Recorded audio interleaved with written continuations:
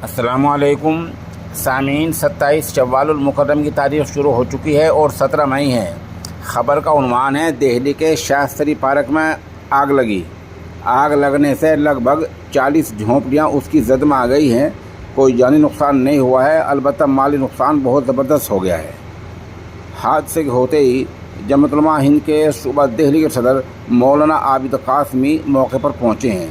ख़बर के लिए वहीं से जनाब हाफिज़ अनस हरदोई हमारे राब्ते में हैं।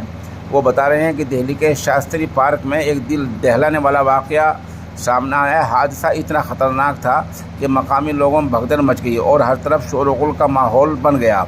हादसे में लगभग 40 झोंपड़ियाँ जद में आने का अंदेशा है, लेकिन अल्हम्दुलिल्लाह कोई जानी नुकसान नहीं हुआ है। हादसे की खबर जमात उलमा हिंद के रियासती सदर मौलाना आबिद कासमी को पहुंची तो फ़ौरन मौलाना ने वहां पहुंचकर मुतासरीन से मुलाकात की और हर तरह की मदद का भरोसा दिलाते हुए दिल्ली सरकार से हर घर को 5 लाख रुपए का मुतालबा किया।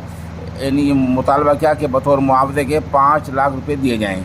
हादसे में तकरीबन 13 या 14 सिलेंडर के फटने का अंदेशा बतलाया जा रहा है।